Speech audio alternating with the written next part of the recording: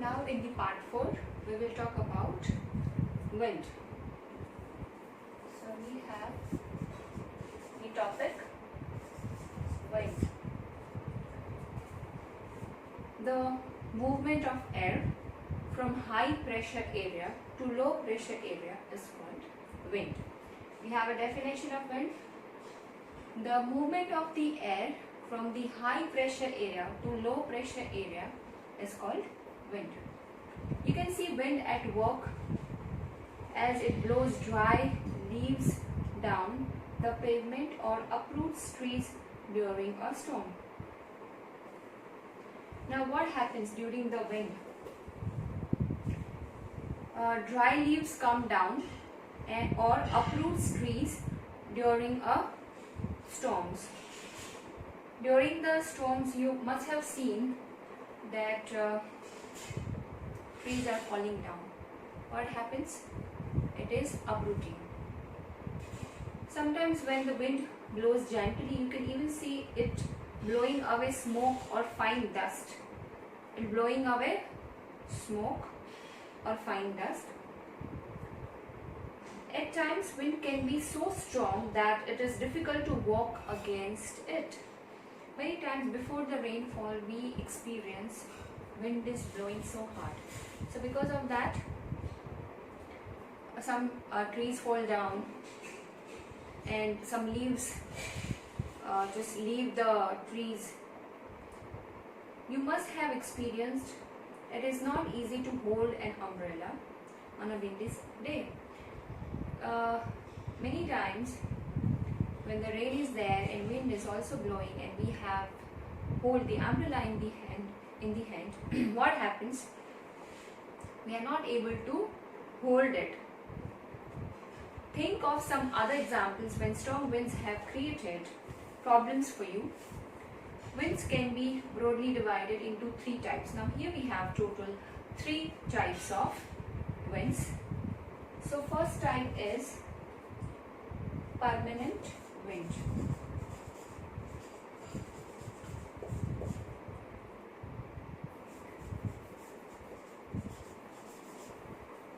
Second we have is seasonal winds.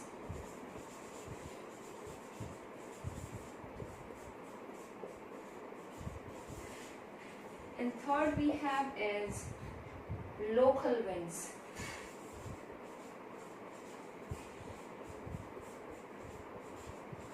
So these are the 3 major types of wind: permanent, seasonal and local.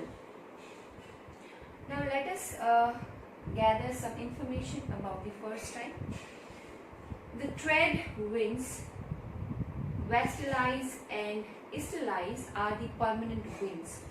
Now again we have 3 subtypes of this wind, which is trade, the second is westerlies and third is easterlies. These blow constantly throughout the year.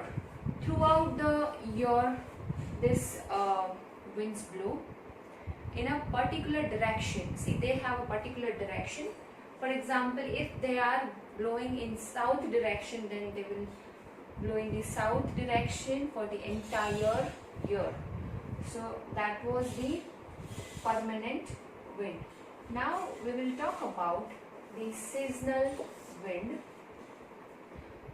These winds change their direction in different seasons. Now if different seasons are there, they change their direction.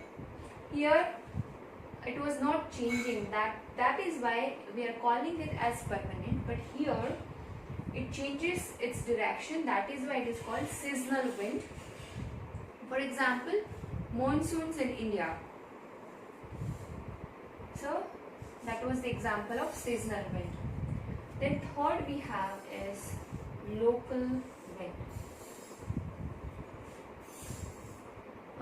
These blow only during a particular period of the day or year in a small area. For example, land and sea breeze.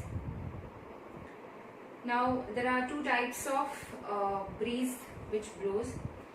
One is which blows from the sea and another blows from the land. Do you recall the hot and dry local wind of northern plains of India? It is called Lu. Okay. So that was all about the local wind.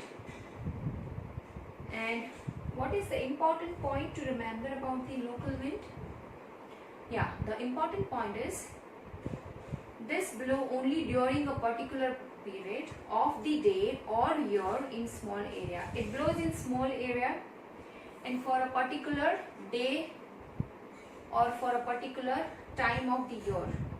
Okay, so this is the important point of this wind.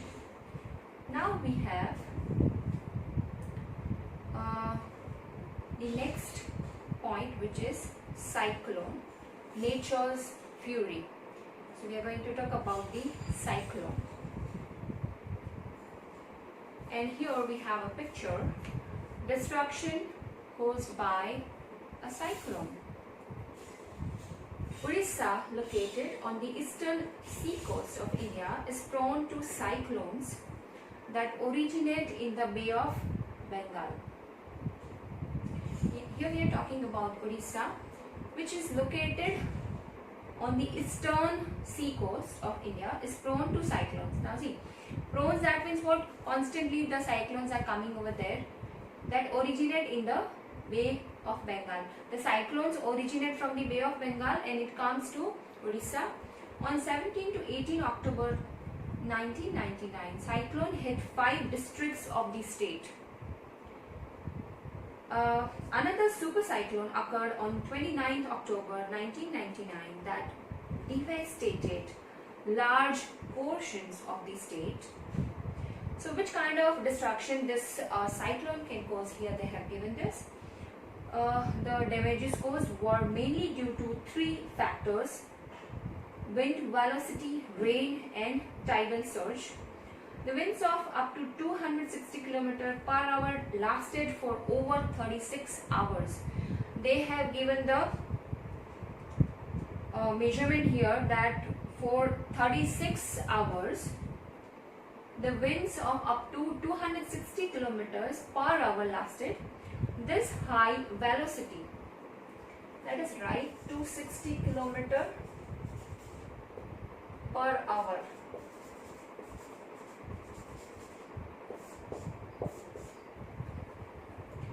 These high velocity winds uprooted trees. They uprooted the trees, that means trees fell down and damaged the कच्चा houses.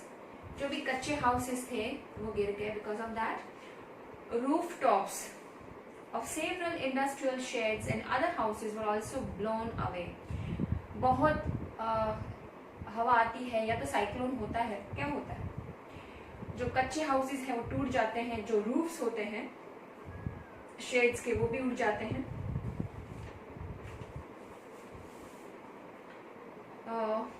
Power supply and telecom lines snapped completely.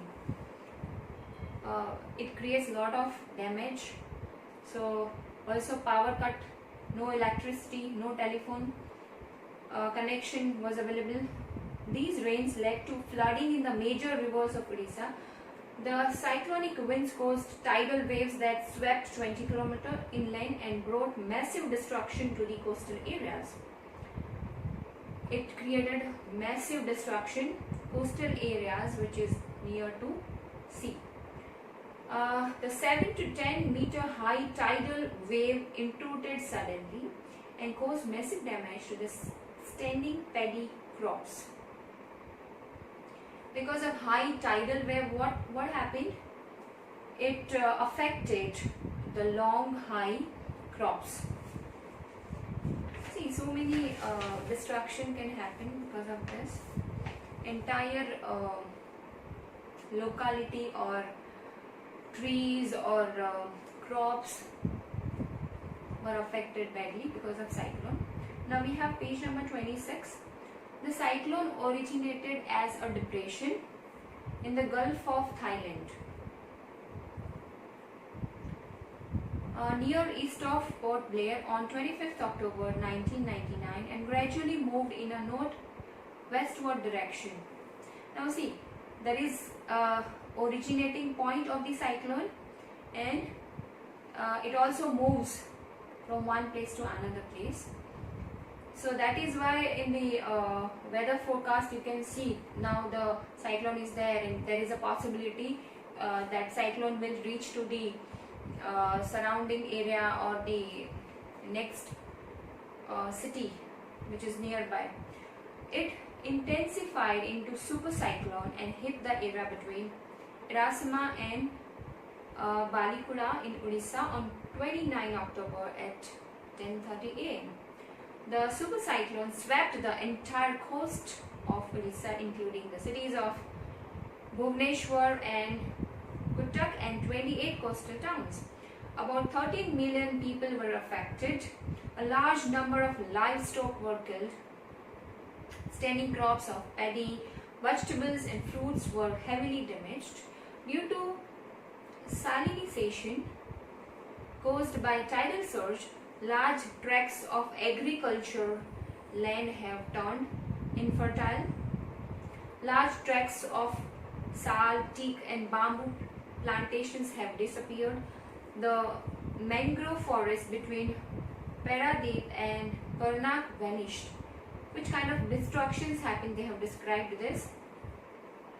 Now we have three pictures here which shows us types of rainfall. First we have cyclonic rainfall, second we have relief rainfall, and third we have conventional rainfall. So what is the difference between these three types of rainfall? So in the cyclonic rainfall you can see, students, the cold air goes down and warm air goes up. In the relief rainfall, moist air goes up, and in the conventional rainfall, warm air goes up. Okay, so that was all about the diagram which is given on the page number 26. Now we have the next topic, which is moisture, and this is the last topic of this chapter. But I think you understood each and every point of wind, because wind is very important topic, and moisture we will take in the next part. So till that time, read the entire chapter properly, understand it, and I have also attached the worksheet and its answer key, so write down also in your notebook.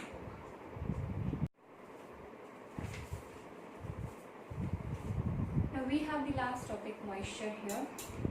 When water evaporates from land in different water bodies, it becomes water vapor.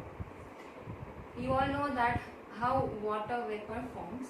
Moisture in the air at any time is known as humidity. Whatever moisture is there in the air, it is known as humidity. When the air is full of water vapor, we call it as humid day. When the air is full of water, then we feel the humidity in the atmosphere. As the air gets warmer, its capacity to hold the water vapor increases. जैसे ही air ज़्यादा गर्म होती है, उसकी capacity बढ़ जाती है पानी को कैरी करने की, and so it becomes more and more humid. तो वो ज़्यादा से ज़्यादा ही ज़्यादा ह्यूमिड बनता जाता है. On a humid day, clothes take longer to dry and sweat from our body does not evaporate easily, making us feel very uncomfortable. In humid day, what happens nowadays? We have humidity in the atmosphere, specifically in rainy days. So clothes does not get dry. If the sweat is coming, then it does not, our body does not get dry easily, and we feel uncomfortable because of that. When the water vapor rises, it starts cooling. Water vapour जब rise होती है तब क्या होता है, वो ठंडी होना शुरू हो जाती है. The water vapour condenses, causing formation of droplets of water. जैसे वाटर वेपर कंडेंस होती है, it converts into droplets of water. Clouds are just masses of such water droplets. We see clouds in the sky. These clouds are actually the mass